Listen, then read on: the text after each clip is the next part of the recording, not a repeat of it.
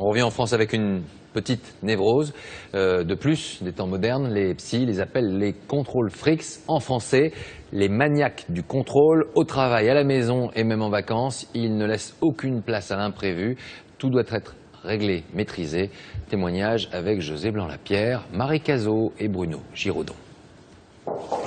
Dès notre arrivée, la maîtresse de maison effaçait déjà les traces de notre passage. Il faut que ce soit impeccable. Ah oui, ça, il n'y a pas de problème, il faut que ce soit toujours impeccable. Ça, je suis tout le monde à la trace, parce que je ne supporte pas aucune trace au sol, aucune saleté. Une maison miroir, un rangement au millimètre près. Et pour que l'ordre soit respecté, le contrôle est permanent. Vérifier que les boîtes ne dépassent pas de l'étagère, que les livres de cuisine sont classés par date, les sets de table rangés au cordeau, voilà. Les chaises de jardin essuyées, alignées. Il faut que tout soit carré. Il faut que je reprogramme tout en fait. L'imprévu pour moi, non, je ne connais pas. Quand il y a des imprévus, ça me perturbe. Et pour que la famille n'en souffre pas trop, elle passe derrière chacun, en évitant de leur faire des reproches. Seul le petit dernier, 6 ans, a droit à son coin à lui dans le salon, mais à une condition. Je prends un peu sur moi, mais il y a beaucoup de choses qui ne sont pas bien rangées, pas rangées. C'est un bureau pour travailler, donc forcément il a des jouets dessus et c'est pas fait pour ça. Je sais bien qu'il a 6 ans, mais il faut qu'il apprenne très tôt à ranger en fait. D'après ce psychothérapeute, le besoin de tout contrôler n'est pas une maladie, mais peut le devenir.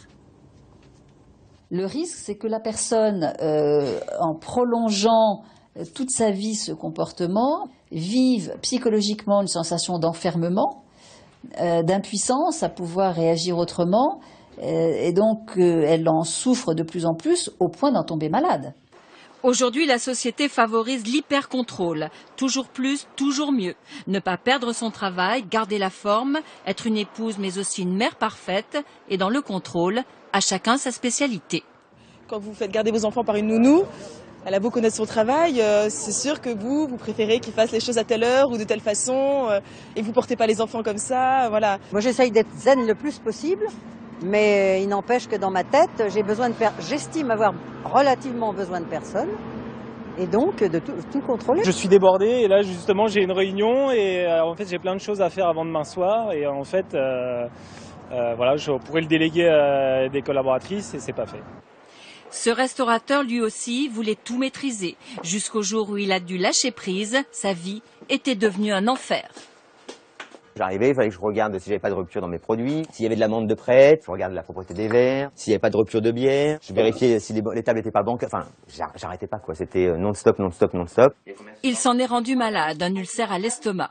Après des séances de coaching, il a appris à déléguer, du coup, dispose de plus de temps pour voir ses filles. J'ai plus mal à l'estomac, j'ai plus d'aigreur, j'ai plus...